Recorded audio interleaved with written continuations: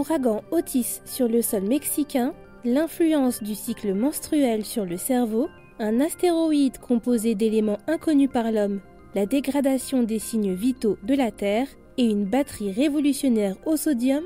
Bonjour à toutes et à tous, je suis Adèle Njaki et bienvenue dans Fil de Science, le podcast Futura où l'on retrace ensemble l'actualité de la semaine.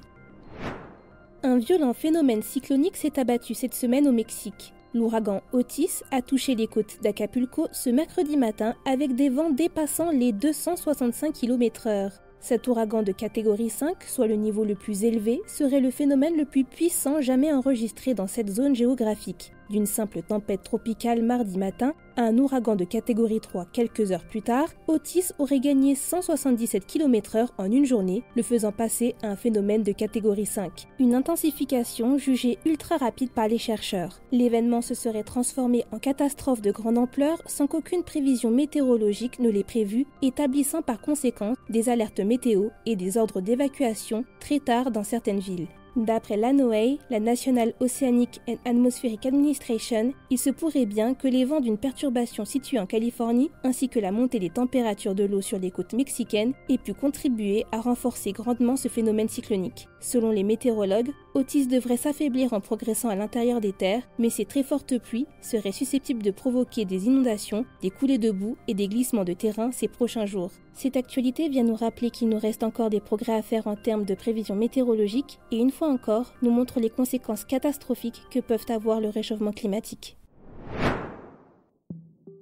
Quels effets ont les menstruations sur les femmes ? Cette question vieille comme le monde continue d'intéresser les scientifiques. D'ailleurs, une étude en cours de publication suggère que les fluctuations hormonales pourraient remodeler la structure du cerveau. Une découverte qui, si elle s'avère exacte, pourrait permettre de mieux comprendre les causes des problèmes de santé mentale inhabituels liés aux règles, car très peu de recherches auraient été réalisées sur le sujet. Pour en arriver à une telle conclusion, l'équipe de chercheurs aurait fait passer des IRM à 30 femmes au cycle menstruel normal pendant 3 phases, les règles, l'ovulation et le milieu de la période lutéale. Puis aurait ainsi observé que les volumes de matière grise, qui contiennent les corps cellulaires des neurones, et celui des matières blanches contenant les fibres nerveuses du cerveau, changent en fonction des fluctuations hormonales. Ils auraient également remarqué un changement du volume du liquide céphalo-rachidien, le liquide dans lequel baigne le système nerveux central. Néanmoins, même si ces observations sont un pas en avant dans le secteur médical, les scientifiques admettent cependant ne pas savoir pour l'instant l'impact que peuvent avoir ces potentielles découvertes sur les personnes concernées. Il faudra attendre de prochaines recherches pour en savoir davantage sur ce sujet.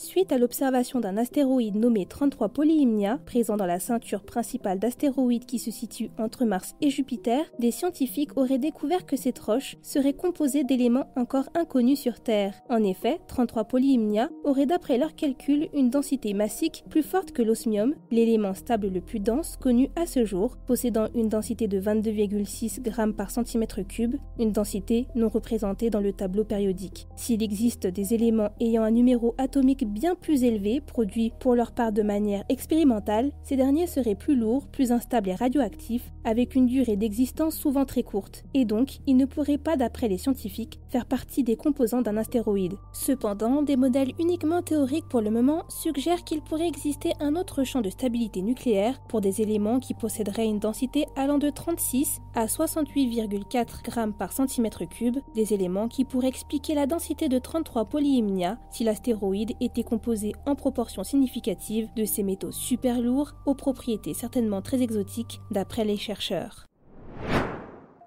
Les nouvelles concernant notre avenir sur Terre sont encore une fois très mauvaises. Dans un nouveau rapport paru cette semaine, des scientifiques alertent sur la dégradation des signes vitaux de la Terre et appellent à un sursaut collectif. Les risques, si nous n'agissons pas très vite, seraient à terme de vivre dans un monde caractérisé par une chaleur insupportable et des pénuries de nourriture et d'eau douce, préviennent les scientifiques. Pour en arriver à cette conclusion, l'équipe en charge de ce rapport aurait mesuré via des données satellites entre autres 35 signes vitaux de la planète, dont les émissions de gaz à effet de serre, la déforestation, l'étendue de glace de mer, et aurait constaté que 20 d'entre eux se situeraient à des niveaux extrêmes. Si ce nouveau rapport arrive au terme d'une année 2023 de tous les records, les scientifiques rappellent également qu'il y a toujours de l'espoir, mais uniquement si nous adoptons tous les comportements adéquats.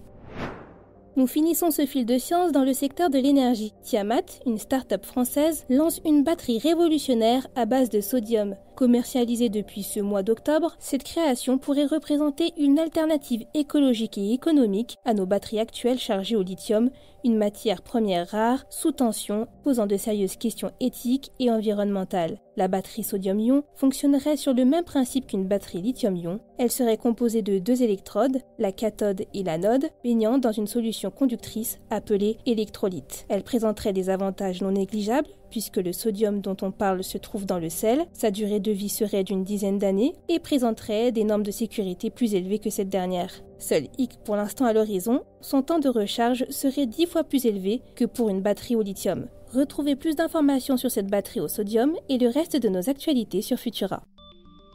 C'est tout pour cette semaine. Si vous nous écoutez sur les applications audio, pensez à vous abonner pour nous retrouver toutes les semaines et à nous laisser une note et un commentaire pour soutenir notre travail. Cette semaine, je vous invite à découvrir notre dernier épisode de Science ou Fiction dans lequel Mélissa Lepoureau vous révèle s'il est vrai qu'un soufflet se dégonfle quand on fait du bruit. Quant à moi, il ne me reste plus qu'à vous souhaiter un excellent week-end. À la semaine prochaine.